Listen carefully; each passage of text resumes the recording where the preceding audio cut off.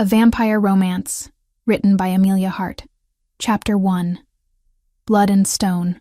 The mop hit the floor with a wet slap. Nora Finch wrung out the gray water into the bucket, watching it swirl with dirt and chemicals from 6 hours of scrubbing office bathrooms. 3:07 a.m. The digital clock on the break room wall glowed green in the darkness. Her back ached. Her knees ached. Everything ached in that distant, numb way that came from doing the same motions for too long. She gathered her supplies, signed out on the timesheet, and pushed through the loading dock door into the October cold. The city was quiet at this hour. Not silent, never silent, but quieter. A distant siren, the hum of traffic 3 blocks over. Her breath fogged in the air as she pulled her jacket tighter and started walking. Nora took the same route every night. Down 5th Street, cut through the alley behind the old theater, emerge on Morrison Avenue, where the bus stop sat under a flickering streetlight. 15 minutes door to door. She'd walked it 200 times in the past 4 months. Tonight would be different. The alley smelled like rain and garbage. Nora's sneakers splashed through a puddle, the sound echoing off brick walls covered in faded graffiti. Halfway through, she heard footsteps behind her. Not unusual. Other people use this shortcut. She kept walking, keys already threaded between her fingers the way Rachel had taught her. Just in case. Hey. The voice was male. Close. Too close. Nora turned. 3 men blocked the alley behind her. She recognized the one in front, tattoo crawling up his neck. The same man she'd seen last week, loading boxes into a van at 2 a.m. The same man she'd made eye contact with for 3 seconds too long before hurrying past. "You remember me?" His smile showed too many teeth. Nora's pulse hammered against her ribs. "I don't want any trouble." Little late for that. He stepped forward. The other 2 fanned out, cutting off escape routes. "You saw something you weren't supposed to see. Can't have witnesses walking around." "I didn't see anything." Her voice came out steady despite the fear crawling up her throat. "I was just passing through. That's the problem." He nodded to the others. "Make it quick." Nora ran. She made it 3 steps before hands grabbed her jacket and yanked her backward. She hit the ground hard, air exploding from her lungs. A boot caught her ribs. Pain burst white behind her eyes. She tried to curl into a ball, tried to protect her head. But there were too many of them, too many hits coming too fast. Her lips split. Blood filled her mouth. Someone kicked her kidney and nausea rolled through her stomach. "That's enough." The tattooed man crouched beside her. Nora could barely see him through the blood running into her left eye. "Nothing personal, sweetheart." Wrong place. Wrong time.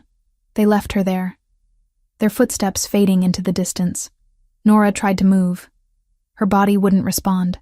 The cold from the pavement seeped through her jacket, into her bones. She could taste copper, and smell garbage, and feel the wet, sticky heat of blood pooling under her cheek. She thought about Rachel, about the missed shift tomorrow, about the landlord who wouldn't care why the rent was late.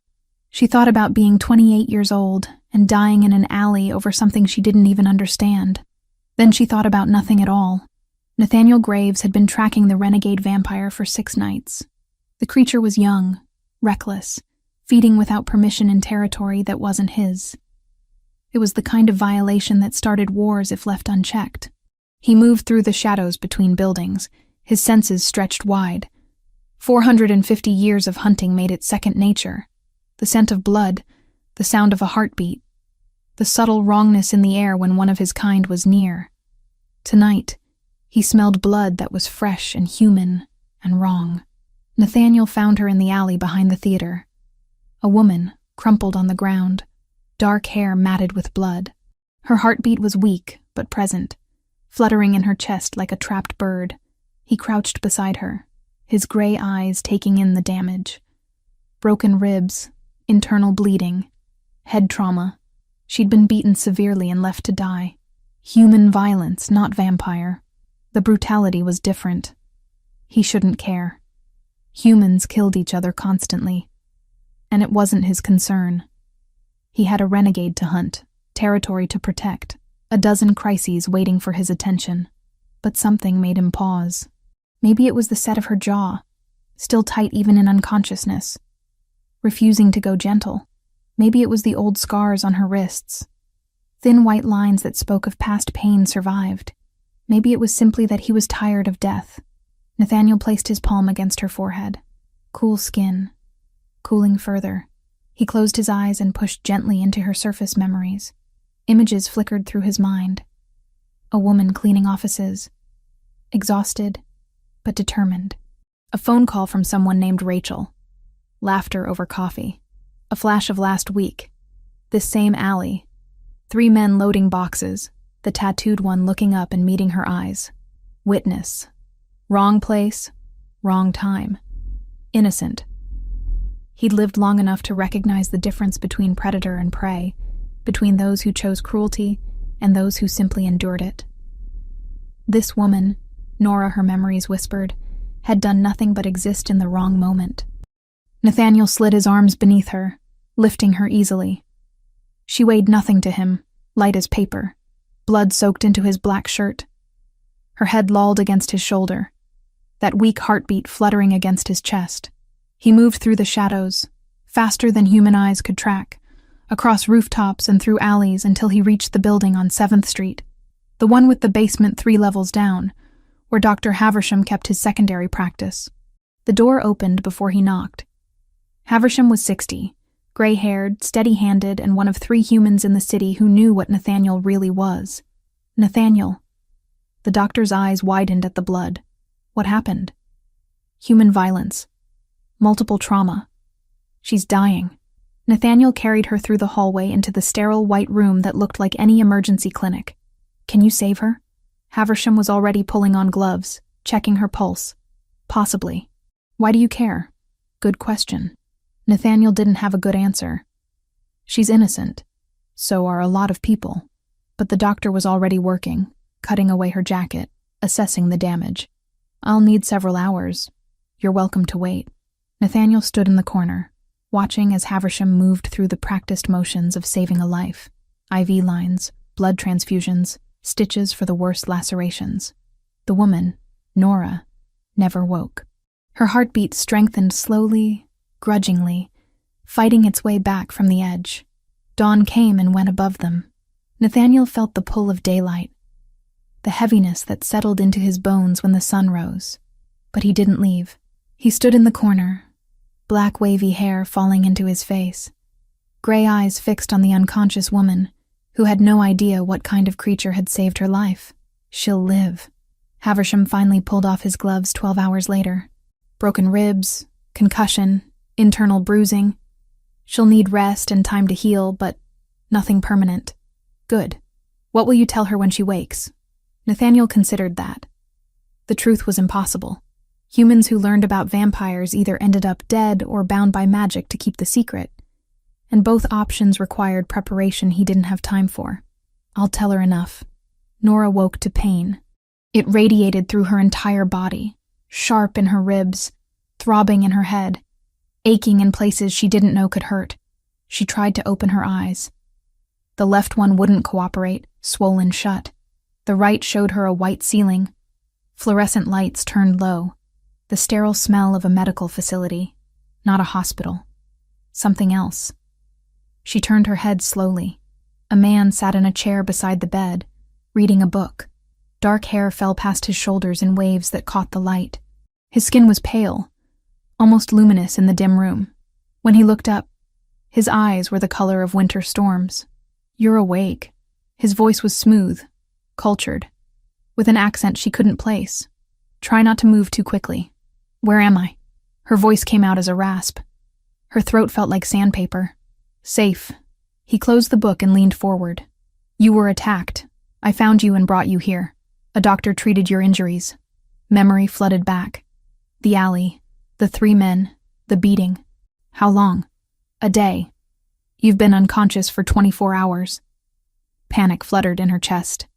My job. I need to call my job. Your phone.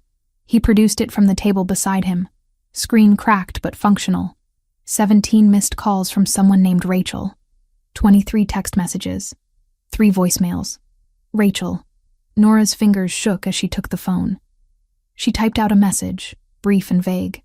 I'm okay. Need some time. Please don't worry. The man watched her without speaking. Nora studied him back. He was beautiful in a way that seemed wrong somehow. Too perfect to be entirely real.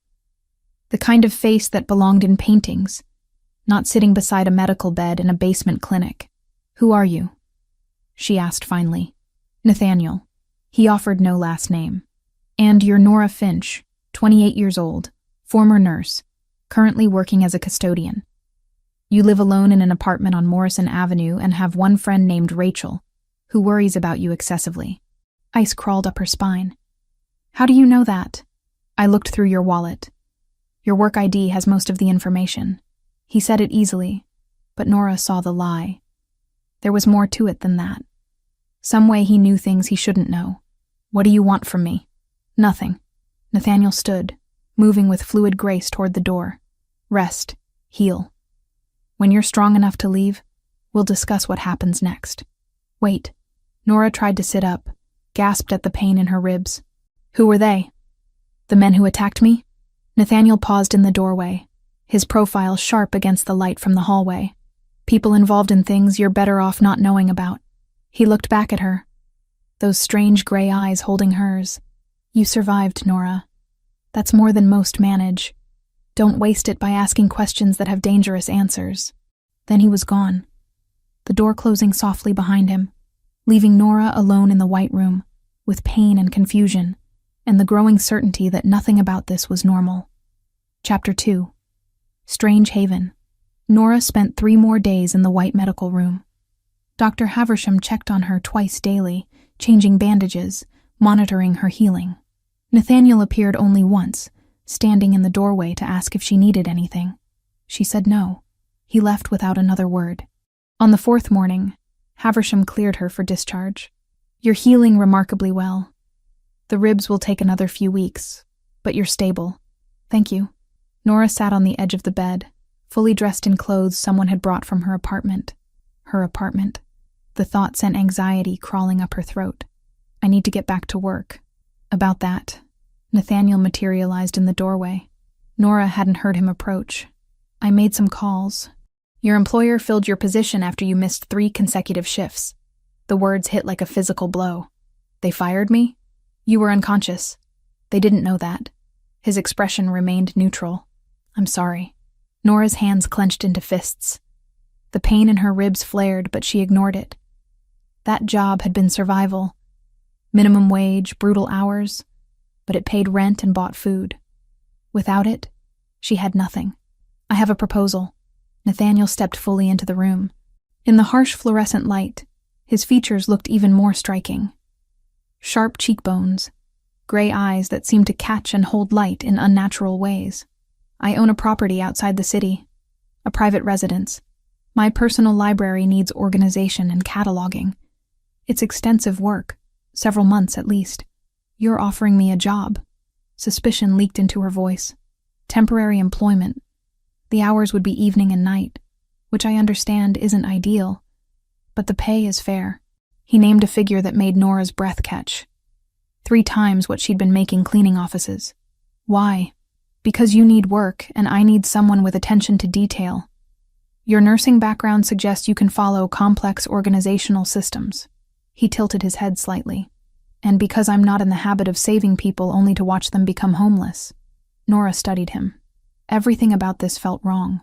Strange men didn't rescue women from alleys and then offer them jobs. There had to be an angle, something he wanted that he wasn't saying. But her bank account had $200. Rent was due in 12 days. And she'd learned at 18, after the pills in the hospital and the mandatory therapy, that pride was a luxury she couldn't afford. I'll try it. The words tasted like surrender. When do I start? Tomorrow evening. I'll send a car. The car was a black sedan with tinted windows and a driver who didn't make conversation.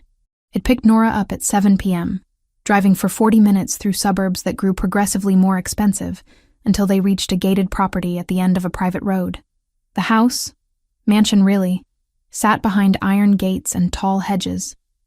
3 stories of old stone and newer additions, windows that glowed warm against the autumn darkness. Nora's stomach twisted as the car pulled through the gates. Nathaniel met her at the front door. He wore dark slacks and a white shirt with the sleeves rolled to his elbows, somehow managing to look both casual and impossibly elegant. His black hair was pulled half back, revealing that thin scar through his left eyebrow. "Welcome." He gestured her inside. "The library is this way." The interior was exactly what Nora expected, and nothing like it at the same time. Expensive furniture, art on the walls, high ceilings with crown molding, but also modern electronics, comfortable-looking couches, a warmth that felt lived in rather than staged. They walked down a hallway lined with closed doors. Nora noticed that all the curtains were drawn despite the darkness outside. Heavy fabric that looked thick enough to block out light completely. The library made her stop in the doorway. Floor-to-ceiling shelves covered 3 walls, packed with books in every condition from ancient leather-bound volumes to new paperbacks. A rolling ladder provided access to the higher shelves. 2 reading chairs sat near a fireplace. A large desk dominated one corner, covered in organized chaos. "It's beautiful." The words slipped out before she could stop them. "It's a mess." Nathaniel moved to the desk, pulling out a leather-bound notebook. "I've been collecting for a long time. Nothing is properly categorized. I need everything organized by subject, author, and publication date. Condition noted for the older volumes. It's detailed work." "I can handle detailed." Nora stepped further into the room, running her fingers along the spines. Medical texts, history, philosophy, fiction in a dozen languages. "You read all of these?" "Most of them. I'm a slow reader." The corner of his mouth twitched, almost a smile. "Take tonight to familiarize yourself with the collection. Tomorrow we'll discuss the organizational system." He moved toward the door, then paused. "My daughter may come by." "Evangeline. She's 12, shy around strangers. If she bothers you, let me know." "She won't bother me." Nora had always been good with kids. It was adults who complicated things. Nathaniel nodded once and left. Nora stood alone in the library, surrounded by books and silence, wondering what exactly she'd agreed to. Rachel called at 8:30 p.m. Nora had been avoiding her calls since leaving the medical facility, sending brief texts that said nothing useful. Now, sitting in Nathaniel's library with a cup of tea someone had brought her, she finally answered, "Where the hell have you been?" Rachel's voice crackled with anger and relief. "You send one cryptic text saying you're okay and then nothing for 4 days? I'm sorry. I was hurt, and then recovering, and then dealing with losing my job." "Hurt how?" "Nora, what happened?" Nora closed her eyes. "I got mugged. 3 guys. I ended up in a clinic, broken ribs, concussion. I'm okay now." Silence on the other end. Then quieter. "Jesus, why didn't you tell me? I would have come to the hospital." "It wasn't a hospital. Private clinic. And I'm telling you now." Nora heard the defensive edge in her voice and hated it. "Where are you right now? You sound weird." "I'm at work. New job. I'm organizing a private library." "You got a new job in 4 days?" Rachel's suspicion was immediate. "Nora, that doesn't make sense. What's really going on? The man who found me after the mugging, he owns the library. He offered me work." Even to her own ears, it sounded implausible. "The man who found you." Rachel's voice went flat. "A strange man found you injured and now you're working in his house. Do you hear yourself? It's not like that." "Then what's it like?" "Because from here it sounds like you're being incredibly naive about someone who might be dangerous." Nora's grip tightened on the phone. "He saved my life, Rachel. I'd be dead if he hadn't helped me. Or he's grooming you for something worse. God, Nora. You can't just trust people because they throw you a lifeline.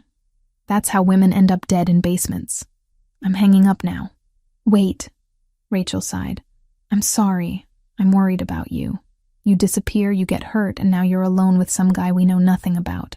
Can you at least tell me his name? Give me an address in case I need to send the police to find your body." "His name is Nathaniel Graves. I'll text you the address."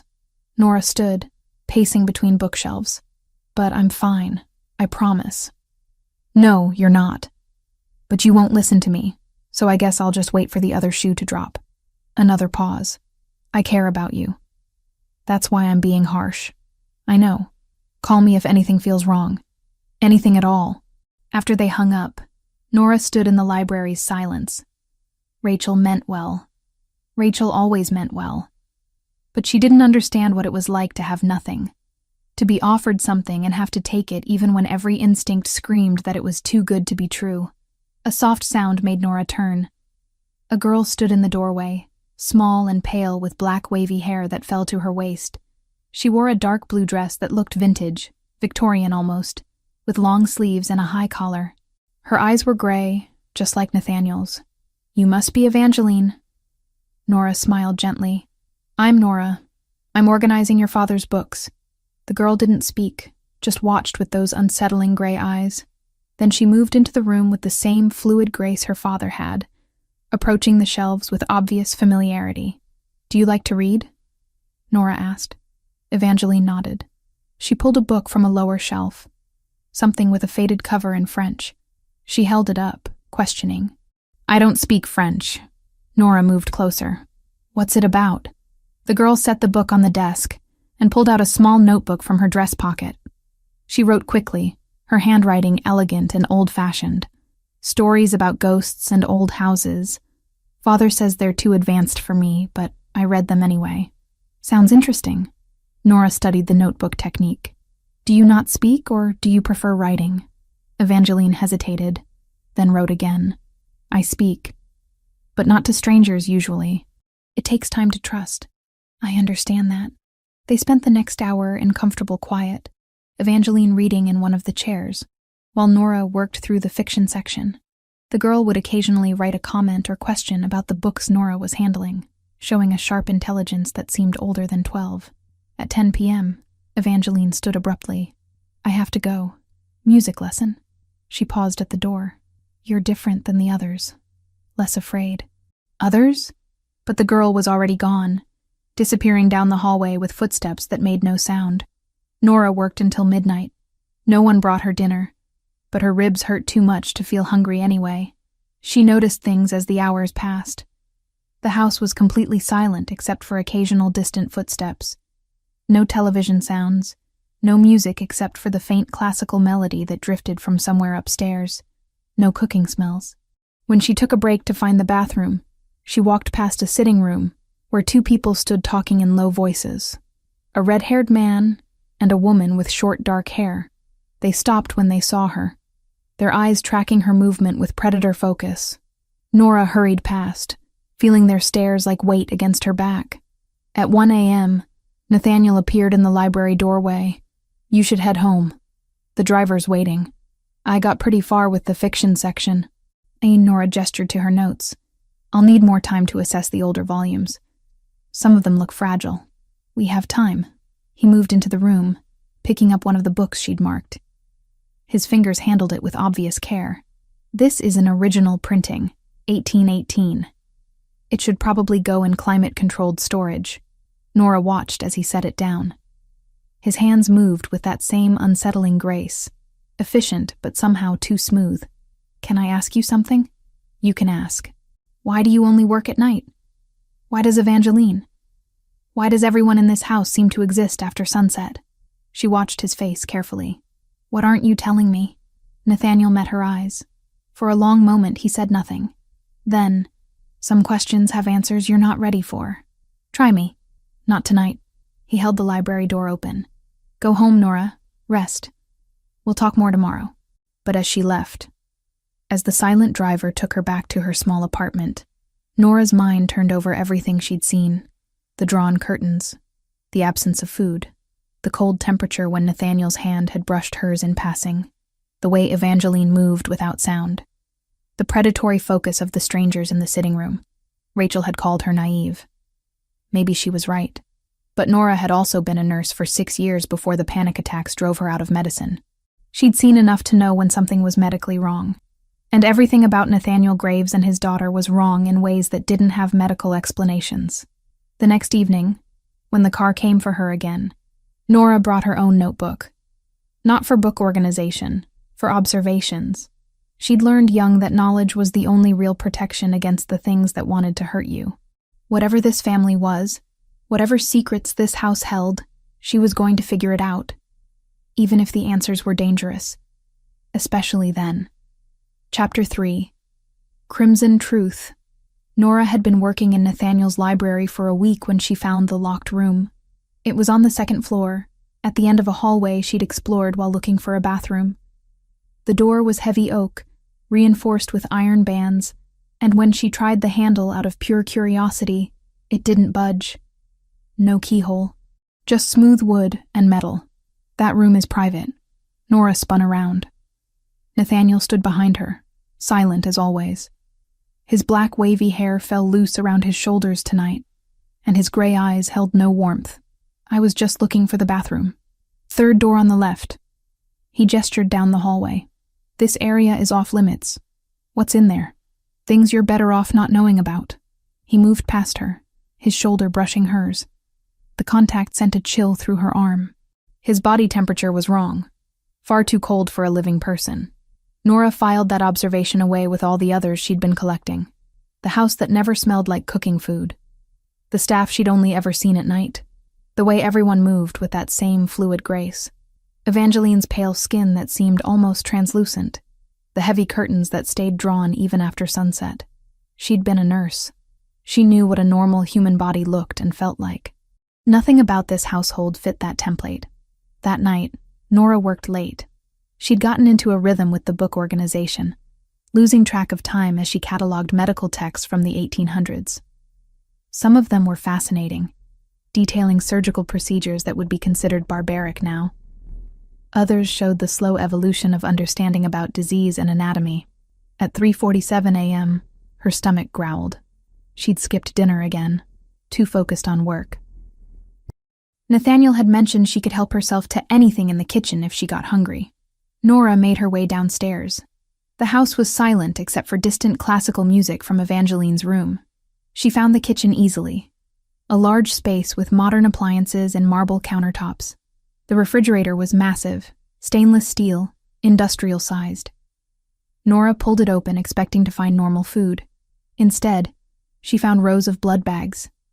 Medical blood bags.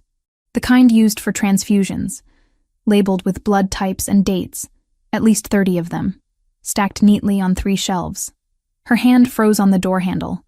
Her nursing instincts kicked in immediately. This was more blood than any private citizen should have. This was hospital-level storage. And the dates were all recent, rotated properly to keep the oldest in front. I was wondering when you'd find that. Nora's heart stopped. She turned slowly. Nathaniel stood in the kitchen doorway. He held one of the blood bags in his hand. As Nora watched, frozen in shock, he produced a glass from the cabinet and poured the contents into it. Dark red liquid, too thick to be wine, filled the glass halfway. He didn't hide it, didn't make excuses. He simply raised the glass to his lips and drank. Nora's brain tried to process what she was seeing. Blood. He was drinking blood. Human blood. The kind that should be in hospitals saving lives, not in a private kitchen being consumed like juice. You should sit down. Nathaniel's voice was calm. He gestured to the kitchen table. This conversation requires sitting. What are you? The words came out as a whisper. I think you already know. He finished the glass, rinsed it in the sink, and turned to face her fully. You've been collecting evidence all week. The cold skin, the nocturnal schedule, the absence of normal human needs. You're an intelligent woman, Nora. What conclusion have you reached? Her throat felt tight. Vampire. Yes. The word hung in the air between them. Nora's legs felt weak. She did sit down, gripping the edge of the table. Her nursing training warred with disbelief. Vampires weren't real. They were folklore, fiction, Halloween costumes. But she'd taken blood samples from patients. She knew what it looked like, smelled like, felt like, and she'd seen this man drink it without hesitation. Evangeline, too? Her voice sounded distant to her own ears. She was born vampire, not turned. It's rare, but possible. Nathaniel pulled out a chair and sat across from her. I'm 450 years old. I'm the king of all vampires in North America. This house is my primary residence. King. Nora's laugh came out broken. Of course you are. I understand this is difficult to process.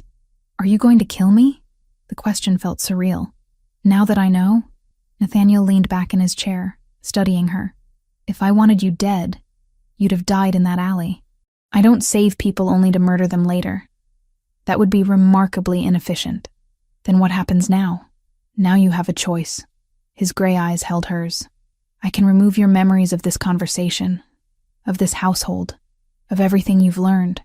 You'll wake up tomorrow believing you quit this job because it didn't work out. You'll never remember vampires exist. Or you stay. You learn the truth, and you help me with a problem I've been trying to solve for months. Nora's hands were shaking. She pressed them flat against the table. What problem? Nathaniel stood, moving to the window. Through the gap in the curtains, Nora could see the first hint of dawn on the horizon. The men who attacked you. They're part of a human trafficking operation. But they're not trafficking for labor or prostitution. They're selling people to renegade vampires. Vampires who feed without control, without permission, without regard for our laws. Your laws. Yes, we have laws, treaties, systems of governance that have existed for centuries.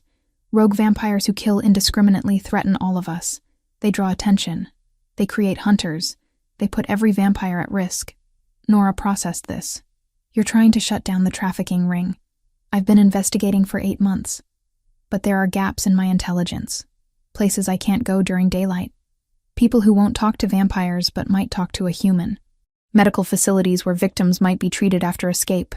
He turned to face her. You have skills I need. Hospital connections. The ability to move during day. A mind that understands trauma and might recognize patterns I'd miss. Why would I help you? The question came out sharper than she intended. You're a vampire. You drink human blood. I drink donated blood from willing sources, properly compensated. I haven't killed a human in over a century except in self-defense. His jaw tightened. But the renegades I'm hunting? They torture. They murder. They treat humans as disposable food sources. The trafficking ring facilitates that. Helps them find victims that society won't miss. Women like me, Nora thought. Working night shifts, living alone. No family. No one who'd notice if they disappeared. If I help you, she said slowly. What do I get? Revenge against the men who hurt you. The satisfaction of stopping them from hurting others. And a purpose. Nathaniel's voice softened. I looked through your surface memories when I found you dying. I saw the scars on your wrists. I saw the darkness you survived. You've been existing, Nora, not living. This is a chance to do something that matters. The words hit too close. Nora's throat tightened. She'd spent 10 years surviving her suicide attempt at 18. Working dead-end jobs, avoiding connections, waiting for nothing in particular. The men in that alley had almost killed her, and somewhere in this city they were doing the same thing to other women. Feeding them to monsters. Literal monsters, apparently. How do I know you're telling the truth? She asked. How do I know you're not just a different kind of monster? You don't. Nathaniel's honesty was stark. You'll have to decide whether to trust me based on my actions, not my words. I saved your life when I could have let you die. I offered you work when you were desperate. I'm offering you a choice now instead of simply erasing your memory without consent. He paused. But ultimately, you have to decide if you believe I'm worth the risk. Nora stood on shaky legs. She walked to the refrigerator, opened it, stared at the blood bags again.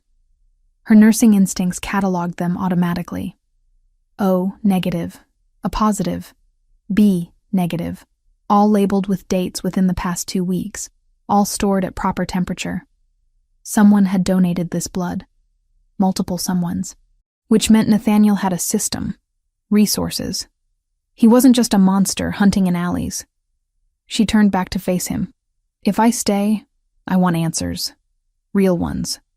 No more secrets about what you are or what you're doing. Agreed. And if I decide this is too dangerous, I can leave. With your memories intact, yes, you'll know the truth. You'll just choose not to be part of it. Nora took a breath. Her ribs still ached from the beating. Her left eye still had a yellow bruise fading at the edge. She'd almost died because she'd witnessed something she shouldn't have. Those men were still out there, still hurting people, and for the first time since she was 18 years old, standing on a bridge with pills in her stomach, she felt something other than numbness. purpose, clear and sharp and terrifying. "I'll help." The words came out firm. "I'll help you stop them." Nathaniel nodded once. "Then we start tomorrow night. I'll show you everything I've learned so far." He moved toward the doorway, then paused. "For what it's worth, Nora, I think you're braver than you realize. Most humans run screaming when they learn the truth. I've survived worse than vampires." A ghost of a smile crossed his face. "I believe you have." After he left, Nora sat alone in the kitchen as dawn light crept through the windows.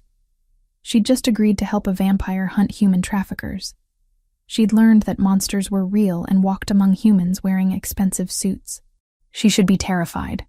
Instead, for the first time in a decade, she felt alive. Chapter 4. Hunting Shadows. The hospital records room smelled like dust and old paper. Nora sat at a computer terminal in the basement, scrolling through patient intake files she technically shouldn't have access to. But her old nursing ID still worked, and the overnight security guard remembered her. She'd been searching for 3 hours. The pattern was there, if you knew how to look. Women between 20 and 40, all admitted to emergency rooms across the city over the past 8 months. All with similar injuries: severe blood loss, bite marks explained away as animal attacks, psychological trauma documented as uncooperative or delusional. All discharged themselves against medical advice within 24 hours. Nora copied names and dates into her notebook. 12 women total.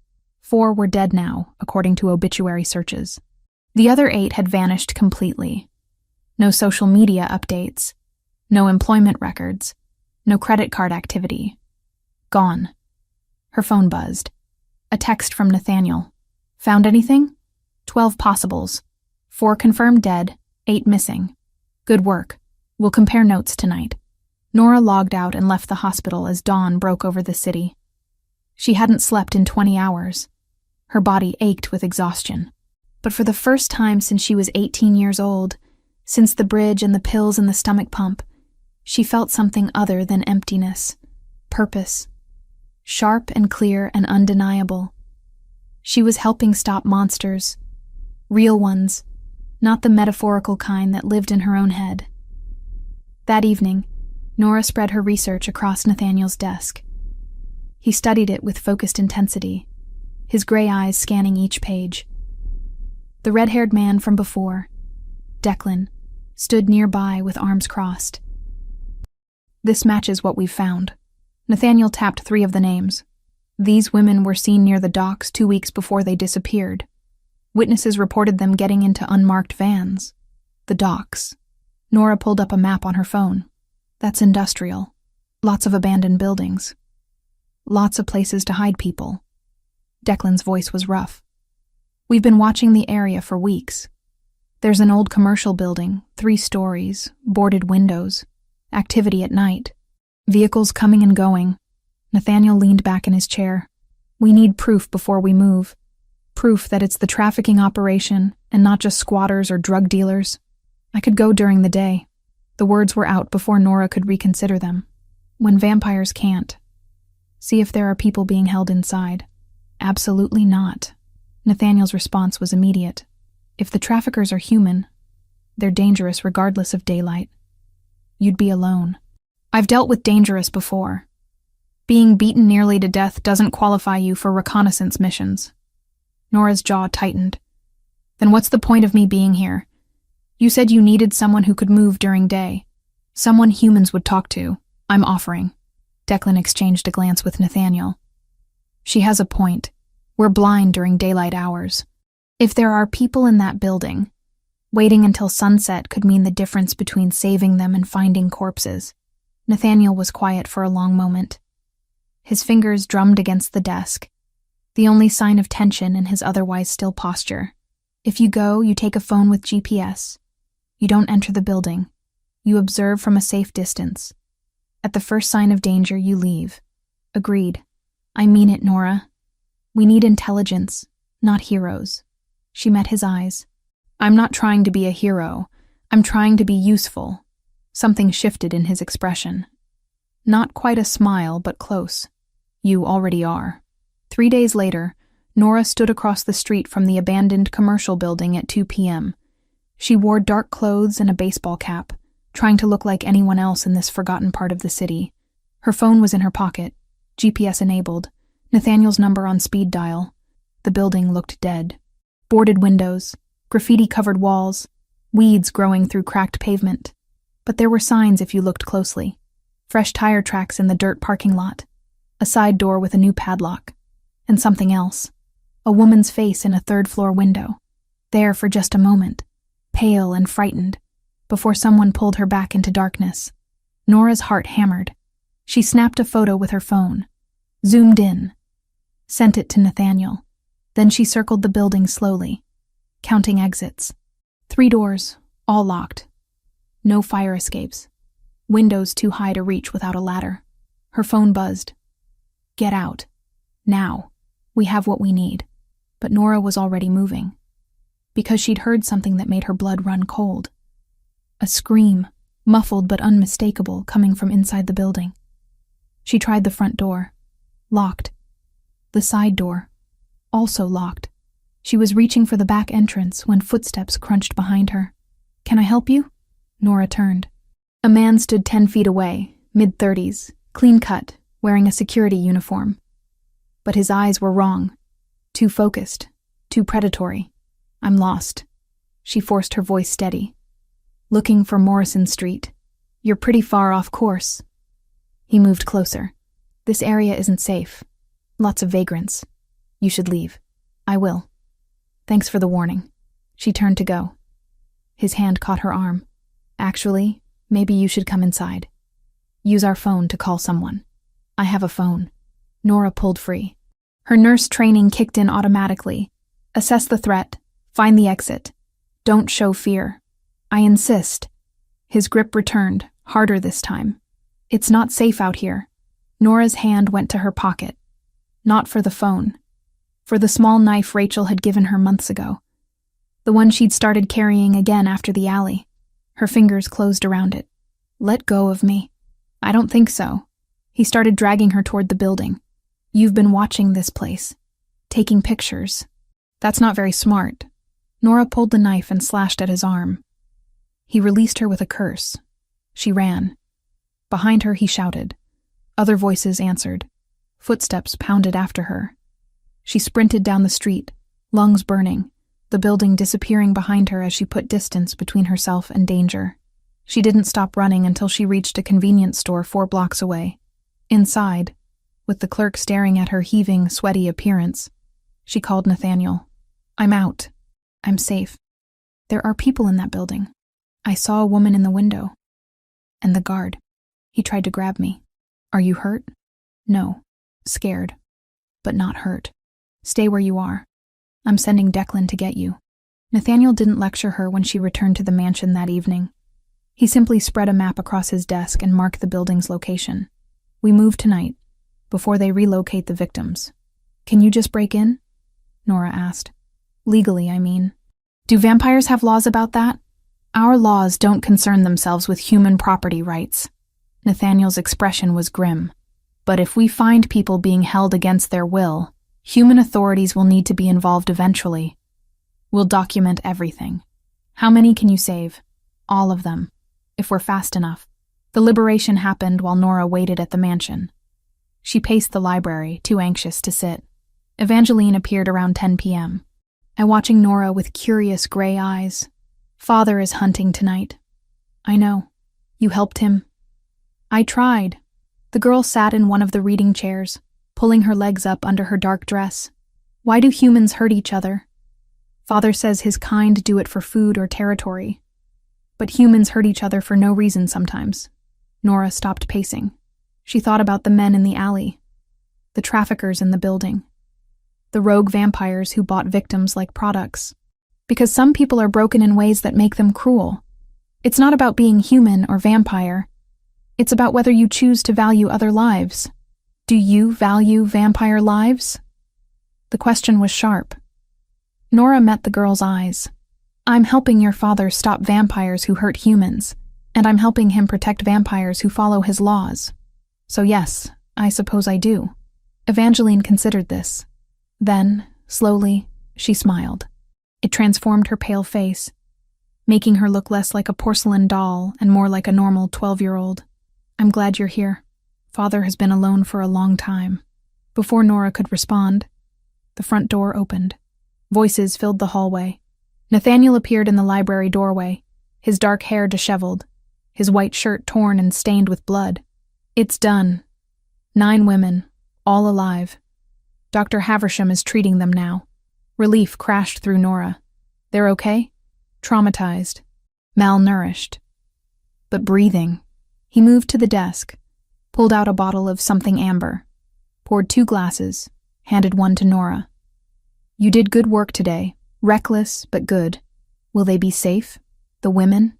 We're relocating them. New identities, financial support, therapy. He raised his glass. To small victories. Nora clinked her glass against his. The liquid burned going down, but the warmth that followed felt earned. 9 women alive tonight, because she'd looked through hospital records, because she'd stood across from that building, because she'd chosen to help a vampire king hunt monsters. She'd spent 10 years believing her life had no value, that surviving her suicide attempt had been pointless, that she was just marking time until the universe corrected its mistake. But tonight, 9 women were breathing. And for the first time since she was 18, Nora felt like maybe she was supposed to survive after all. Chapter 5. Betrayal Unveiled. The attack came on a Tuesday night while Nathaniel was away. Nora had been working in the library, cataloging a collection of first-edition medical texts when she heard glass shatter somewhere on the first floor. Her body went rigid. The house had been empty except for her. Evangeline was at a music lesson. The staff had the night off. She wasn't alone anymore. Footsteps moved through the hallway below. Slow, deliberate, searching. Nora's hand went to her phone. She texted Nathaniel quickly. Someone's in the house. The response came immediately. Hide. I'm 30 minutes away. Declan is 10. 10 minutes. She had to survive 10 minutes. Nora moved silently to the library door, easing it closed. The lock was flimsy, decorative. It wouldn't stop anyone determined to enter. She looked around for weapons. Books. A letter opener. Nothing useful against an intruder. Except the knife. The small silver blade Rachel had given her, still in her jacket pocket from paranoia that had never quite left. The footsteps reached the second floor. Nora pressed herself behind the door, knife gripped in her right hand. Her heart hammered so hard she was certain it could be heard through the walls. The door opened slowly. A man stepped inside, mid-20s, blonde, moving with that same fluid grace all vampires shared. His eyes scanned the room, predator searching for prey. I can hear your heartbeat. His voice was casual. Might as well come out. Nora didn't move. She barely breathed. He turned toward her hiding spot. The king's little pet. You've caused quite a bit of trouble, you know. Some people think you're more liability than asset. He lunged. Nora threw herself sideways, slashing with the knife. The silver blade caught his arm. He screamed, stumbling back, flesh smoking where the metal touched. Silver? He clutched his arm, rage contorting his features. You cut me with silver? Stay back. Nora's voice shook, but her hand stayed steady. He laughed through the pain. You think that little knife will stop me? I'm 200 years old. I've survived wars. He moved faster than her eyes could track. His hand closed around her throat, lifting her off the ground. Nora couldn't breathe, couldn't scream.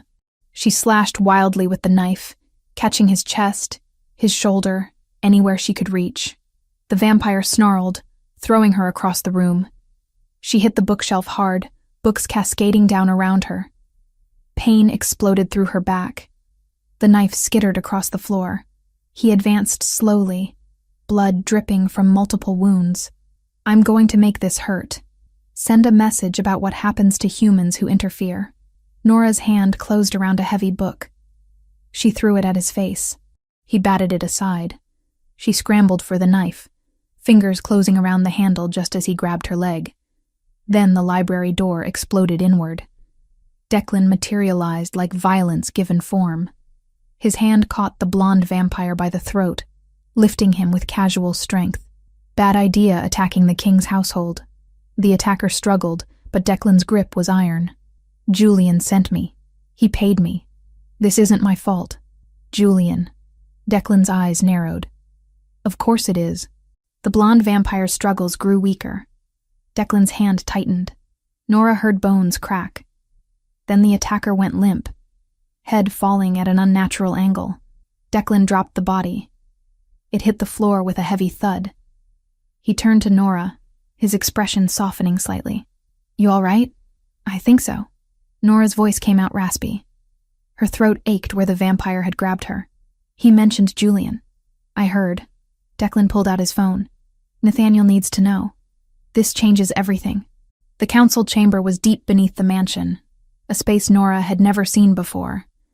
Stone walls carved with symbols older than America. Candles that burned without consuming their wax. And vampires, dozens of them, seated in a semicircle around a raised platform where Nathaniel stood. Nora sat in a side alcove with Declan, watching through a one-way mirror.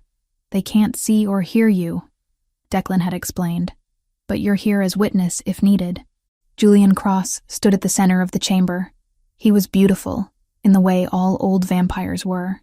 Blonde hair perfectly styled, blue eyes cold as winter. He wore an expensive suit and an expression of righteous anger. You've compromised us all. His voice echoed through the chamber, bringing a human into sacred spaces, allowing her access to our secrets. She's a liability, Nathaniel. A security risk that threatens centuries of careful concealment. Murmurs of agreement rippled through the assembled vampires. Nathaniel stood on the platform, arms crossed, his black wavy hair pulled back to reveal his sharp features. Nora Finch has helped dismantle a trafficking operation that was feeding renegades. She's provided intelligence I couldn't access alone. Her presence has been an asset, not a liability. An asset? Julian's laugh was bitter. She's human. She has friends, family, connections. How long before she tells someone what we are? How long before hunters come knocking? She's given her word. The word of a human means nothing. Nathaniel's eyes flashed silver. Careful, Julian. You're questioning my judgment. I'm questioning your priorities. Julian turned to address the full council. The king has become attached to this woman. His decision-making is compromised. We need leadership that puts vampire interests first.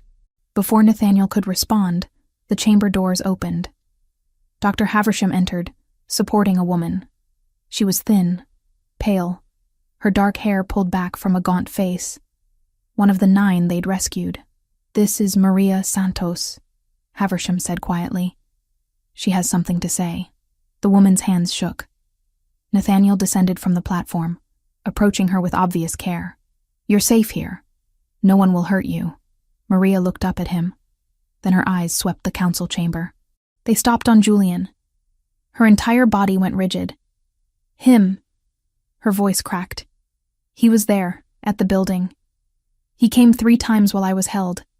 He spoke with the men in charge, gave them money, gave them names of other girls to take.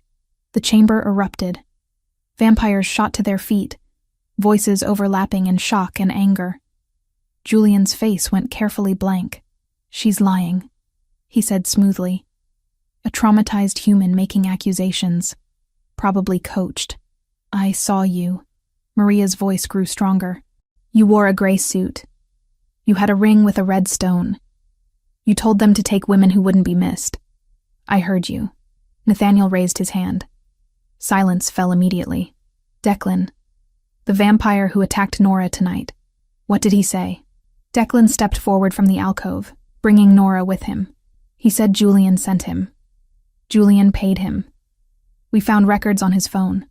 Financial transfers from an account registered to Cross Holdings. $5,000 deposited yesterday.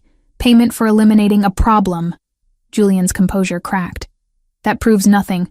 Someone could have framed me. Could they? Nathaniel pulled out a tablet, projecting images onto the stone wall. Financial records, photographs, security footage showing Julian entering and leaving the commercial building over several months.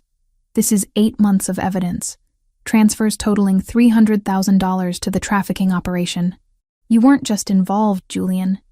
You were a partner. You profited from selling humans to renegades. The chamber fell silent. Every vampire stared at Julian with expressions ranging from shock to disgust. You endangered us all, Nathaniel continued, his voice deadly quiet. Rogue vampires draw hunters. Hunters threaten every vampire in my territory. And you facilitated it for profit. Julian's mask shattered completely. You've gone soft. Caring about humans. Making treaties with their governments. We're predators, Nathaniel. We shouldn't be hiding in shadows playing by their rules. We survive by adapting. By choosing our battles. Nathaniel descended the steps toward Julian. You chose to betray everything we've built for personal gain. That's not strength. That's cowardice. Better a coward than a fool. Julian's hand moved to his jacket. Nora saw the flash of metal, a gun loaded with wooden bullets. Nathaniel! She shouted, but Declan was already moving. The next seconds were chaos. Julian fired 3 shots. Declan tackled Nathaniel sideways. 2 bullets hit stone. One caught Declan in the shoulder, and he went down with a grunt. Julian ran for the exit. He made it 3 steps before 5 vampires blocked his path. He spun, gun raised, but Nathaniel was already there. His hand closed around Julian's wrist. Bones cracked. The gun clattered to the floor. By the laws of this council, Nathaniel's voice carried absolute authority. The penalty for treason against the king is death. You've confessed your crimes through your actions. Does anyone dispute this judgment? Silence. No one spoke. No one moved. Then I offer you a choice, Julian. Accept exile. Leave this continent and never return. Or face execution. Julian's face twisted with hate. I'd rather die than run from you. He pulled a second weapon from his belt. A silver knife. He lunged at Nathaniel, blade aimed for his heart. Nathaniel moved aside smoothly. His hand caught Julian's arm, redirecting the momentum. Julian stumbled forward, off balance. Nathaniel's other hand moved almost too fast to see. There was a sickening crack. Julian collapsed. His head bent at an angle that was wrong, impossibly wrong. The knife fell from his lifeless fingers. Nathaniel stood over the body, breathing hard, his gray eyes still blazing silver. Let this be a lesson. I protect this territory. I protect those under my rule, human and vampire alike. Anyone who threatens that will face the same judgment. He looked up at the assembled council. This meeting is adjourned. Vampires filed out silently. Nora remained frozen in the alcove, watching as attendants carried Julian's body away. She'd just witnessed an execution. A vampire king killing his own. His hand closed around Julian's wrist. Bones cracked. The gun clattered to the floor. By the laws of this council, Nathaniel said, voice carrying absolute authority. Treason against the king is punishable by death. You've confessed through action.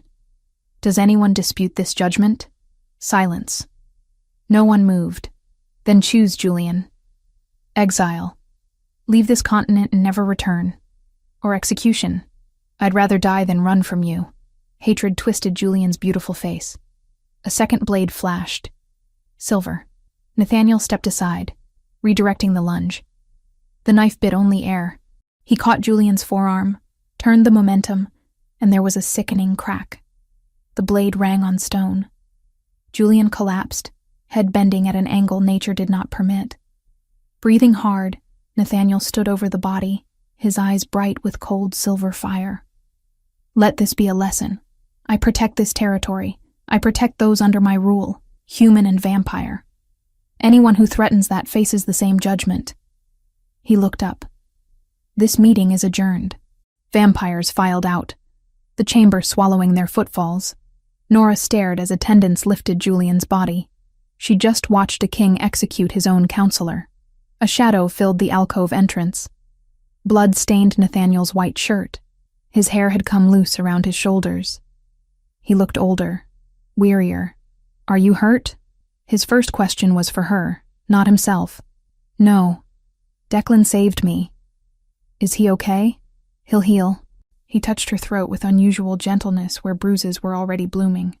I should have been here. You couldn't have known. I should have suspected Julian sooner. His jaw hardened. He could have killed you, but he didn't. I fought back. Nora held his gaze. I'm not helpless, Nathaniel. Something shifted. Respect, recognition. No, you're not. What happens now?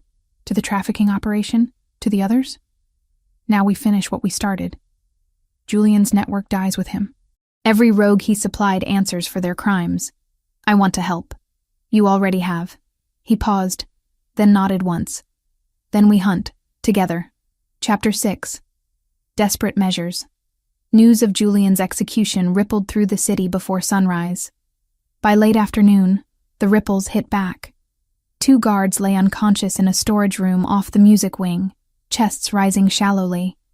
Even vampires looked small when they were still. Hawthorn extract, Declan said, checking pupils. Cut with vampire blood. Old sedative. Rare. Who has access? Nathaniel's voice was the kind of calm that happens right before a storm breaks. Apothecaries, old-world medics, professionals. Cameras were taken offline. Clean job. Nathaniel's thumb flew over his phone. He went very still. I can feel her. The bond says she's alive. Afraid. Underground. Enclosed. Victor, Nora said. The name tasted like iron. Julian's brother. Leverage, Nathaniel answered, staring at late sunlight seeping around the blackout curtains. Evangeline for my throne. Or my life.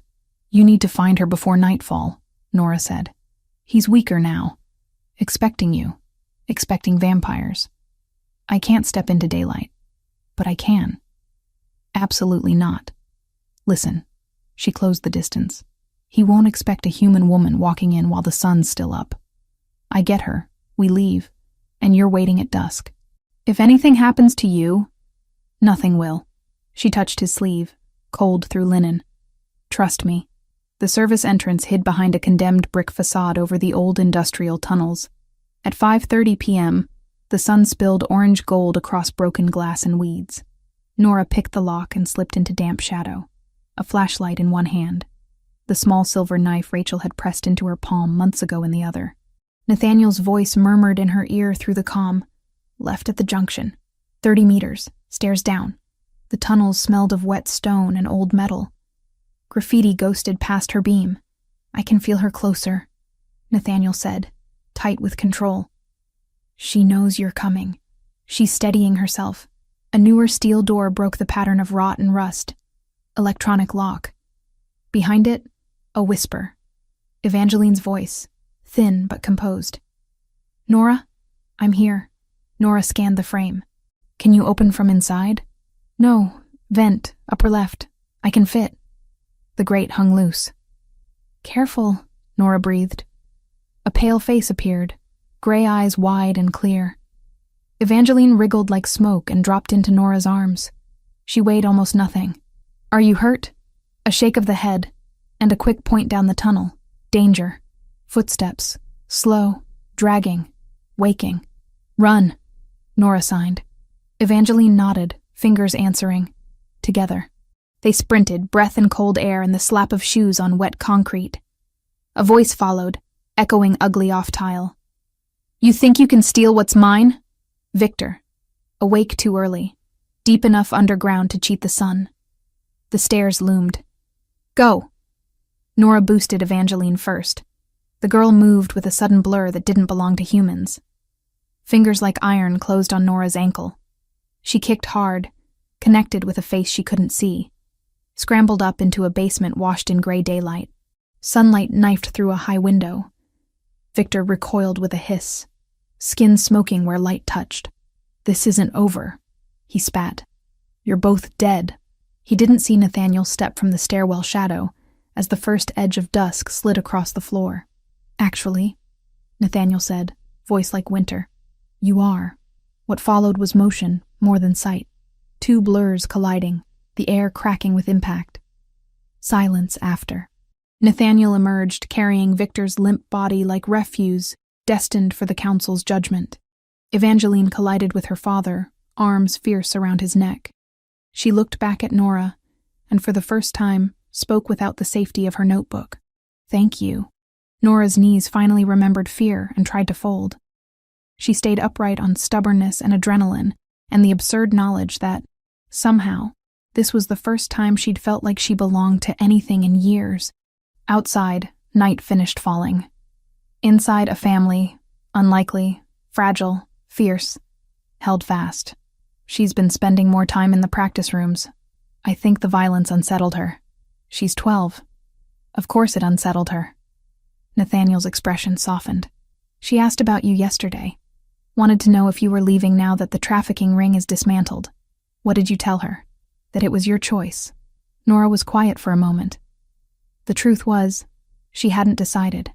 The immediate crisis was over. 9 women were safe. Julian was dead. The renegades he'd supplied were being hunted systematically by Nathaniel's people. She could leave. Go back to her small apartment, find another cleaning job, return to the simple existence she'd had before. But the thought felt hollow, like stepping backward into a life that no longer fit. I haven't decided yet, she said finally. Before Nathaniel could respond, his phone rang again. He glanced at the screen, frowned, and answered. Declan, what's wrong? Nora watched his face change. The exhaustion vanished, replaced by sharp, focused alarm. When? A pause. How many? Another pause, longer this time. I'm on my way. He ended the call and was moving toward the door before Nora could ask questions. Evangeline's music tutor just called. She never arrived for her lesson. Ice flooded Nora's veins. Maybe she's just late. She's never late. And her phone goes straight to voicemail. Nathaniel's hand was already on the door handle. Her security detail isn't responding either. They found the security detail 15 minutes later. 2 vampires, both experienced guards, both unconscious in a storage room near the music wing. Drugged with something that affected even vampire physiology. Hawthorn extract, Declan said, examining one of the guards. Mixed with vampire blood. It's an old sedative. Rare. Who has access to it? Nathaniel's voice was deadly calm, the kind of calm that preceded violence. Apothecaries, medical facilities, anyone with knowledge of old vampire medicine. Declan stood. The cameras were disabled. Professional work. Nathaniel pulled out his phone. His fingers flew across the screen. Then he went very still. I can feel her. The blood bond. She's alive, but she's afraid. Can you track her? Not precisely. The bond tells me emotional state, not location. His jaw clenched. She's underground, somewhere dark and enclosed. She's trying to be brave. Nora's heart twisted. She thought of Evangeline, small and pale, and always so careful around strangers. Who would take her? Julian's supporters. Nathaniel's eyes flashed silver. Victor Cross, Julian's younger brother. He must have planned this before the council meeting, as insurance. What does he want? Leverage. Nathaniel moved to the window, staring out at the late afternoon sun. Evangeline in exchange for something. My throne, probably. Or my life. He can't seriously think you'd trade yourself. He's desperate. Julian was his brother. He's not thinking clearly. Nathaniel turned back. I need to find her before nightfall. Once the sun sets, Victor will have full strength. Right now, he's weakened. Hiding wherever he has her. So you have an advantage, Nora said slowly. An idea was forming. Dangerous and probably stupid. Right now, while it's still daylight. I can't go out in daylight, but I can. Nathaniel's head snapped toward her. Absolutely not. Listen to me. Nora moved closer. Victor is expecting you. He's expecting vampires. He won't be expecting a human woman to walk in during late afternoon when his kind are at their weakest. You'd be alone. Vulnerable. I was vulnerable in that alley. I survived. She met his eyes. I can do this, Nathaniel. Let me help. If anything happens to you, nothing will happen. I'll find Evangeline, get her out, and be gone before Victor fully wakes. She touched his arm. His skin was cold, always cold, but somehow comforting. Trust me. The abandoned subway tunnels ran beneath the old industrial district. Nathaniel had tracked Victor's property holdings and found 3 possibilities. The most likely was a maintenance station 2 miles underground, accessible through a service entrance in a condemned building. Nora stood outside that building at 5:30 p.m.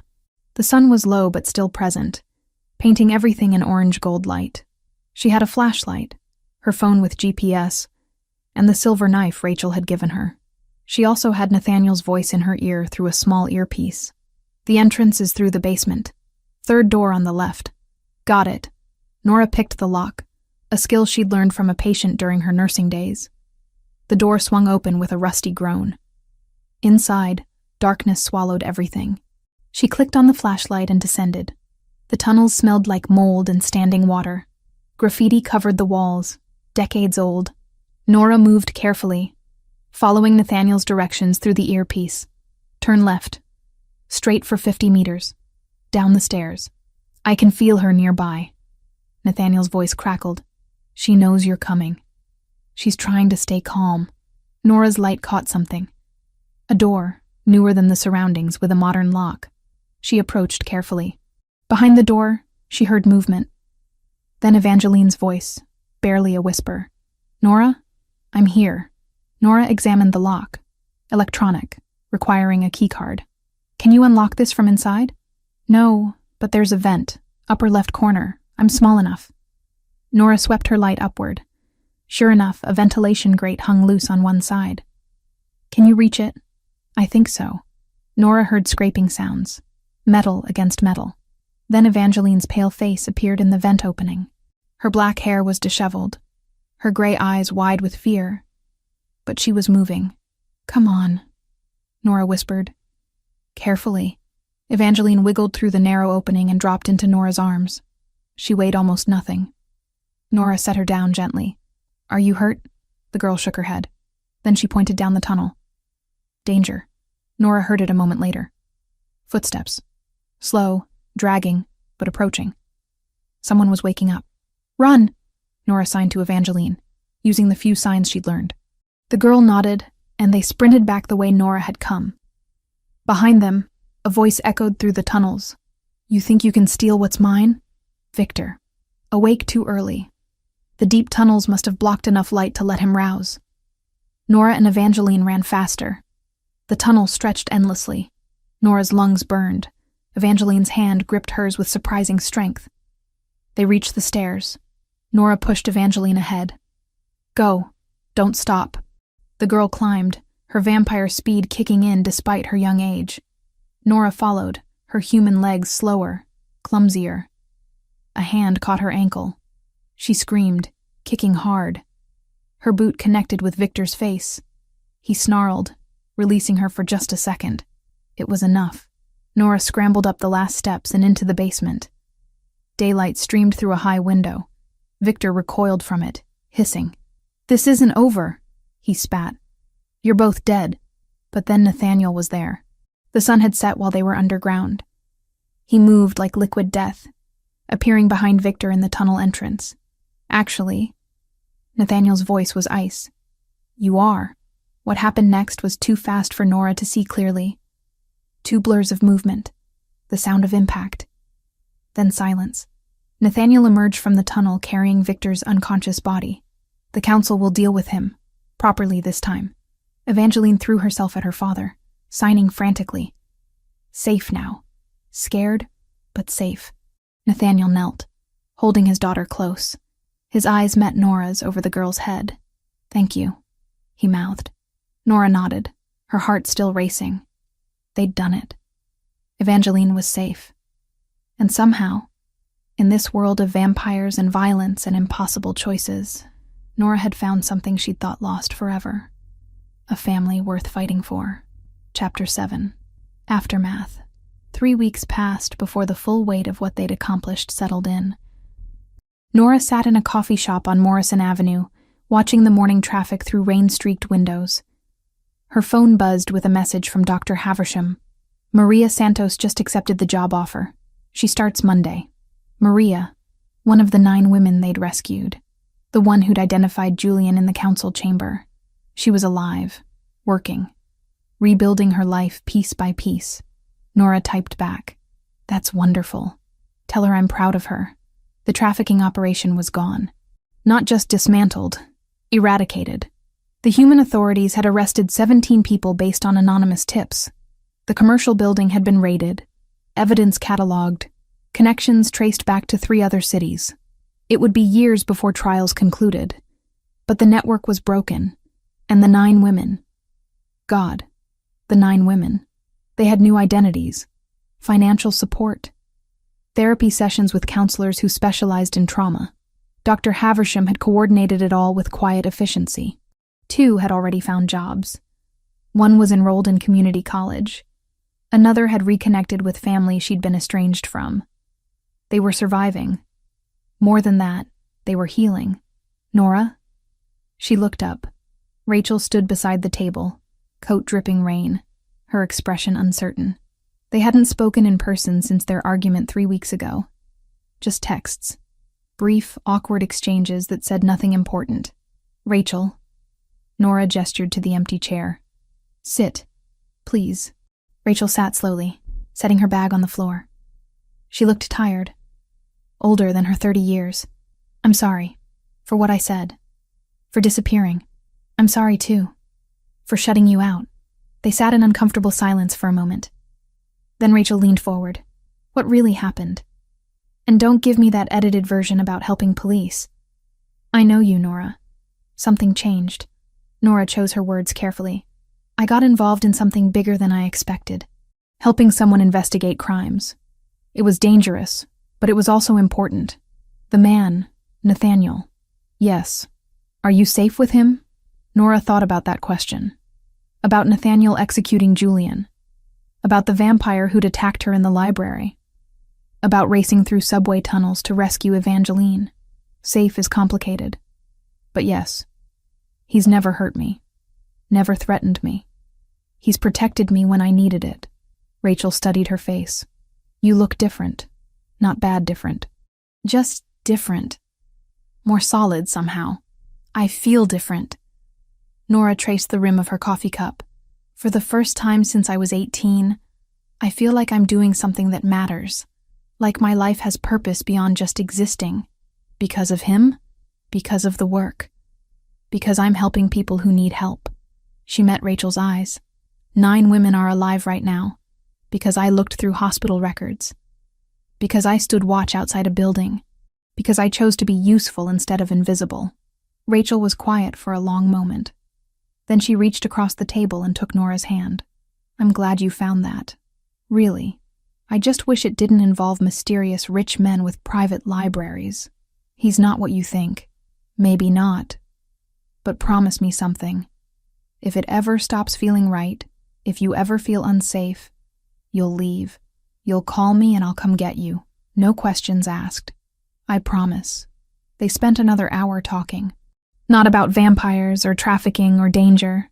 About normal things. Rachel's job at the bookstore. Her awful dating life. The new apartment she was considering. The kind of conversation they used to have before Nora's world tilted sideways. When they parted, Rachel hugged her tightly. Don't be a stranger. I mean it. I won't. Watching Rachel walk away through the rain, Nora felt something loosen in her chest. She'd been so focused on the vampire world that she'd forgotten about her human connections. About the friend who'd given her a silver knife and worried about her safety. She wouldn't make that mistake again.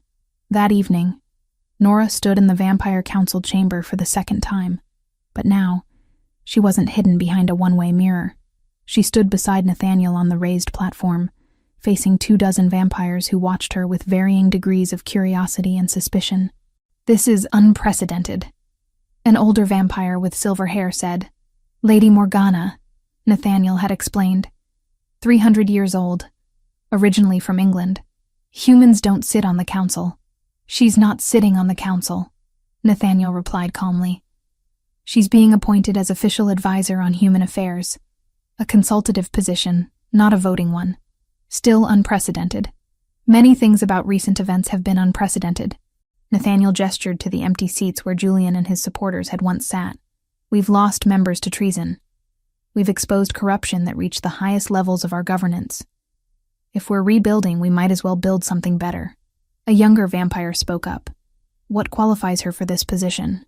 She has medical training, which gives her insight into human health systems where our kind often intersect.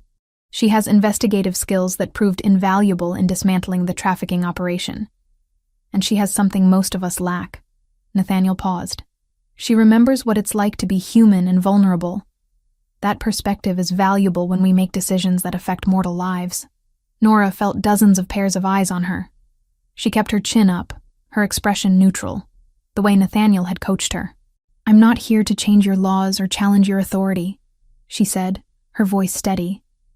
"I'm here to provide information when you need it, to help bridge the gap between your world and mine, to make sure decisions are informed by actual human experience, not assumptions."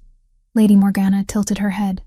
"And if we ask you to leave, to forget what you've learned, then I leave. I've been offered that choice twice already. I chose to stay both times, but the choice remains mine." Something like approval crossed the vampire's face. "Honest, I like that." She looked at Nathaniel. "I'll support this appointment, on a trial basis. 6 months. We'll reassess then." Other vampires murmured agreement. Not all of them, but enough. Nathaniel nodded formally. "Then it's decided. Nora Finch is appointed as Human Affairs Advisor, effective immediately." Later, in Nathaniel's study, they shared a drink. Nora's hands shook slightly as she raised the glass. "You did well tonight," Nathaniel said. "Lady Morgana's support means the others will fall in line eventually. I thought I was going to pass out." Nora drained half the glass. The whiskey burned but steadied her. 24 vampires staring at me like I might be dinner. "You were never in danger. I wouldn't have brought you otherwise." "I know." And she did. Over the past 3 weeks, she'd learned to read him. The subtle shifts in posture that indicated tension. The way his eyes went silver when he was angry. The rare, genuine smile when Evangeline made him laugh. "Thank you for trusting me with this. You earned it." He refilled both their glasses. "The trafficking ring is dismantled. The renegades are being hunted systematically. Julian's supporters have been identified and dealt with. You helped accomplish all of that. We accomplished it." "Yes." His gray eyes held hers. "We did." The moment stretched between them, heavy with something Nora couldn't quite name. Not attraction exactly. Something deeper. Recognition, maybe. 2 people who'd been alone for too long finding unexpected companionship. Nathaniel broke the silence first. "Victor Cross's family has made contact. They're requesting a formal audience. To seek revenge? To negotiate compensation. Julian's death, however justified, requires restitution under vampire law. Blood debt. What kind of compensation? Financial, usually. Sometimes territorial concessions. It depends on how reasonable they want to be." He set down his glass. "There's a possibility they'll demand more. Challenge my authority. Force a power struggle. Can you handle that? I've been king for 200 years. I've survived worse." But the weariness in his voice suggested the cost of that survival. The study door opened. Evangeline entered, her black wavy hair loose around her shoulders. She'd been practicing piano, and her fingers still moved unconsciously, tracing melodies on invisible keys. She saw Nora and her face lit up. She crossed the room and did something she'd never done before. She hugged Nora tightly. Nora's arms came up automatically, holding the girl close. Evangeline was cold. Always cold, but the embrace felt genuine and warm anyway. When the girl pulled back, she signed quickly. "Thank you for saving me. I was so scared." "You were brave," Nora signed back, her limited vocabulary barely adequate. "Very brave." Evangeline turned to her father, switching to verbal speech. "Can Nora stay? Forever? Can you turn her into one of us?" The question landed like a bomb. Nathaniel's expression went carefully neutral. Nora's heart stuttered. "Evangeline," Nathaniel said gently, "transformation isn't a decision to make lightly. It's permanent, irreversible. Nora would lose her humanity, her ability to walk in sunlight, her entire mortal life, but she'd stay with us." The girl's logic was simple, childlike. She wouldn't grow old and die. "That's true."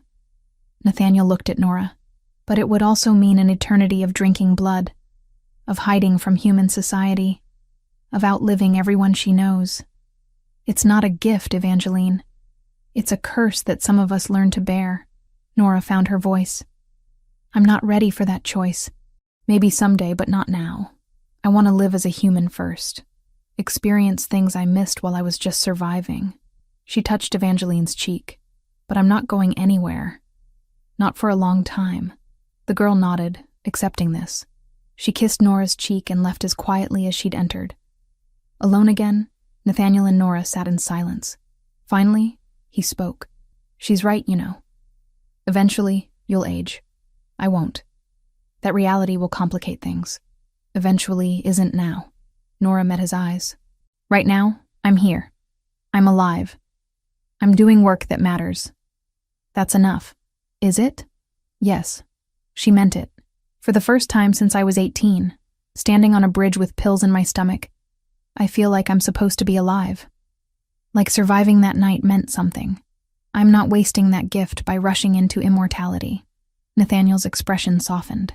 "You remind me why I've tried to protect humanity all these centuries. Why I've fought to maintain balance between our worlds." He raised his glass. "To living in the present. To purpose found in unexpected places." They drank, and Nora felt the truth of it settle into her bones. She'd started this journey bleeding in an alley, broken and forgotten. Now she sat in a vampire king's study, planning how to navigate the politics of immortal beings. Her life would never be normal again. But normal had never worked for her anyway. Chapter 8. Home. The negotiation with Julian's family took place in a neutral location, an old mansion in Connecticut that had served as treaty ground for over a century. Nora wasn't invited to attend. This was vampire business, conducted by vampire laws she didn't fully understand. She waited at Nathaniel's mansion, pacing the library, checking her phone every few minutes. Evangeline sat in a reading chair, watching Nora with those knowing gray eyes. "Father will be fine," the girl signed. "He's good at negotiations." "I know." But knowing didn't stop the anxiety crawling up Nora's spine. The call came at 9 p.m. Nathaniel's voice was steady, carrying relief. "It's done. They accepted financial compensation. No blood feud. No challenges to my authority." "How much?" $2 million. Territory rights to 3 commercial properties." He paused. "It's fair. Julian's death cost them political standing. This restores some of that. So it's over. This part is. There will always be another crisis. That's the nature of governing immortal beings with long memories." His voice softened. "But tonight, yes, it's over." Nora ended the call and sank into a chair. The weight she'd been carrying for weeks lifted. The trafficking ring was gone. Julian was dead. Victor was imprisoned. The family had accepted compensation. They'd won. The next morning, Nora stood in her old apartment for the last time. The space felt smaller than she remembered. Darker. The walls that had witnessed her depression, her isolation, her survival. She'd signed the sale papers yesterday. A young couple, just married, excited about their first place together. They had no idea a woman had once stood by these windows contemplating whether jumping was faster than pills. Rachel helped her pack the last boxes. "You're really doing this? Moving in with the mysterious library man?" "I am." "And you're sure? Because once you sell, there's no safety net." Nora sealed a box of books with tape. "I haven't felt this sure about anything in 10 years. Maybe ever." Rachel was quiet for a moment, folding clothes into a suitcase. Then, "You look happy. Really happy. I haven't seen that in you since we met. I feel happy. Like I finally understand what I'm supposed to be doing with my life. Which is helping people, making a difference, being part of something bigger than just surviving day to day." Nora met her friend's eyes. "I know it sounds dramatic, but it's true. It doesn't sound dramatic. It sounds right." Rachel zipped the suitcase. "I'm glad you found that. Even if I still think your employer is suspicious, he's not what you think. No one ever is." They loaded the boxes into a rental truck. Nora took one last look at the apartment. The place where she'd been invisible, where she'd gone through motions without feeling anything real. She locked the door and didn't look back. Nathaniel's mansion had rooms Nora had never seen. He offered her a suite on the 2nd floor, 3 rooms with windows facing east. "Morning light," he explained, so she could wake with the sun. The bedroom was larger than her entire old apartment. A 4-poster bed with dark blue curtains. A desk by the window. bookshelves already partially filled with volumes she'd mentioned liking during library work. "It's too much," she said, standing in the doorway. "It's a bedroom. You need somewhere to sleep." Nathaniel stood beside her, his black wavy hair pulled back. "Unless you'd prefer different accommodations." "No. This is perfect. That's the problem." "Why is perfect a problem?" Nora turned to face him. "Because I keep waiting for the catch. For the moment you tell me what all this generosity really costs."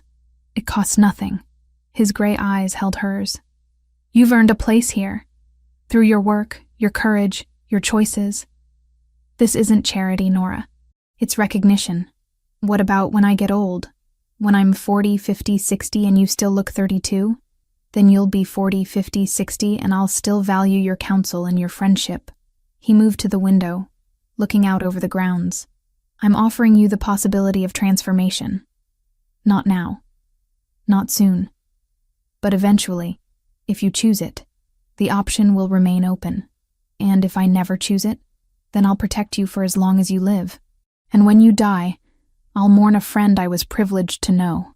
His voice carried absolute sincerity. "The choice is always yours, Nora. That's the only condition that matters." She believed him.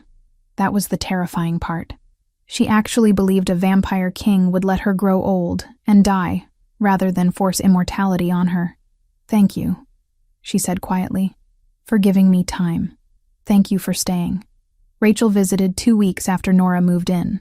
She arrived at noon, when sunlight made the mansion look less gothic and more like an expensive estate. Nora met her at the door. "This place is ridiculous," Rachel said, staring at the marble foyer. "How does anyone afford this? Old money. Very old." They toured the public rooms. The library, which made Rachel gasp with book-lover delight. The sitting rooms with their art and elegant furniture. The kitchen, enormous and modern. "Where's the mysterious employer?" Rachel asked, accepting tea in a china cup. "He works nights. You'll probably never meet him." Nora sipped her own tea. "But his daughter might appear. She's shy but curious about visitors." As if summoned, Evangeline drifted into the kitchen. She wore a pale green dress today, her black hair in a long braid. She studied Rachel with cautious interest. "Evangeline, this is my friend Rachel." "Rachel, this is Evangeline." "Hi," Rachel said gently. "I've heard about you. Nora says you're an amazing piano player." The girl's face lit up. She nodded, then pulled out her ever-present notebook. "I'm practicing Chopin. It's difficult, but beautiful. I'd love to hear you play sometime." Evangeline smiled and disappeared as quietly as she'd arrived. "She's sweet," Rachel said after the girl left. "A bit ghostly, but sweet. She's been through a lot. Trust doesn't come easily. I understand that." Rachel set down her cup. "Nora, I need to say something. I was wrong before, about warning you away from this. I don't understand everything about your life now, and honestly, parts of it still seem weird. But you're happy, really, genuinely happy. And that's worth more than my paranoid suspicions." Nora felt warmth spread through her chest. "You weren't wrong to worry. You were being a good friend. I'm still your friend. Even if you live in a mansion with mysterious nocturnal people and a kid who writes in notebooks. Especially then." They spent the afternoon talking. Normal things, work, relationships, plans for the future. The kind of conversation that reminded Nora she was still human, still connected to the ordinary world even as she navigated extraordinary circumstances. When Rachel left, she hugged Nora tightly. "Don't be a stranger. I mean it. Coffee once a week, minimum. I promise." Watching her friend drive away, Nora felt something settle into place. She could have both worlds. The vampire politics and rescued women, the library cataloging and coffee shop conversations. She didn't have to choose one life completely. She could be Nora Finch, human, advisor, friend, survivor, all of it at once. That evening, Nora decided to teach Evangeline something human, something normal, something that didn't involve darkness or blood or supernatural politics. "We're making a cake," she announced. spreading ingredients across the kitchen counter. Evangeline stared at the flour, sugar, eggs. I've never made human food. Then it's time to learn. Everyone should know how to bake. They worked together, Nora explaining each step. Evangeline measured carefully, her vampire precision making her better at following recipes than most adults. She cracked eggs without breaking the yolks, stirred batter until it reached perfect consistency. Why do humans eat sweet things? The girl asked, pouring batter into pans. Because they taste good. Because they make us happy. Because sometimes you need something that exists just for pleasure, not survival. Evangeline considered this, then smiled. That's nice. While the cake baked, they sat at the kitchen table. Nora taught Evangeline card games. Go fish, war, simple things that made the girl laugh. A sound so rare and beautiful it made Nora's heart ache. You're good for her. Nora turned. Nathaniel stood in the doorway, watching them. His expression was soft, unguarded in a way she rarely saw.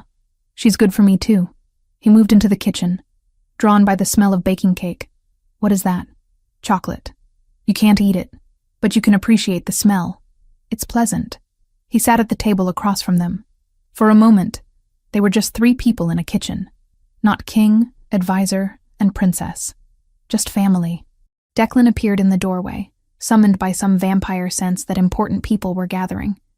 He took in the scene, his rough features softening. Never thought I'd see the day, he said to Nathaniel. You, sitting in a kitchen while a human bakes cake. Things change. They do. Declan's eyes moved to Nora. Haven't seen you this relaxed in a century. I'm not relaxed. I'm sitting. You're smiling. That's practically relaxed for you. The cake finished baking. Nora and Evangeline frosted it together, creating messy swirls of chocolate icing. It wasn't professional looking. It was perfect anyway. They cut slices. Nora and Evangeline ate while Nathaniel and Declan watched, content to be present if not participating. This is good. Evangeline signed with chocolate-covered fingers. We should do this every week. Deal. Later, after Evangeline went to practice piano and Declan left to patrol, Nora cleaned the kitchen. Nathaniel stayed, drying dishes she washed, the domestic scene surreal and comforting at once. I need to do something, Nora said, setting down the last plate. Will you come with me? Where? You'll see. They drove through the city in Nathaniel's car, Nora directing him through streets that grew progressively rougher. Industrial buildings, empty lots, places the city had forgotten. She told him to park 3 blocks from a particular alley. They walked the rest of the way. Nora's heart hammered as they approached the place where everything had changed. The alley behind the old theater, the spot where she'd almost died. The graffiti was the same, the smell of garbage and rain. But standing here now, with Nathaniel beside her and months of purpose behind her, it felt different. This is where you found me, she said. Yes, I've been avoiding this place, taking different routes, pretending it doesn't exist. She moved to the exact spot where she'd fallen, where her blood had pooled on pavement, but I needed to come back, to see it as a survivor, not a victim. Nathaniel was quiet, letting her process. I thought I was dying here, thought my life was ending as meaninglessly as it had been lived. She turned to face him, but I was wrong. It wasn't ending. It was finally beginning. You've come a long way. We both have. She smiled. From vampire king and dying woman to whatever we are now. Friends. Allies. Family. He offered his hand. Shall we go home? Nora took his hand. His skin was cold. Always cold. But the grip was steady and real. Yes. Let's go home. They walked out of the alley together. Behind them, the place where Nora had almost died, faded into shadows. Ahead, streetlights guided them toward the car, toward the mansion, toward a life neither had expected, but both had chosen. Nora Finch had survived a suicide attempt at 18. Had survived depression and isolation and violence in a dark alley. Had survived learning that monsters were real and choosing to help one anyway. And now, for the first time in 10 years, she wasn't just surviving. She was living.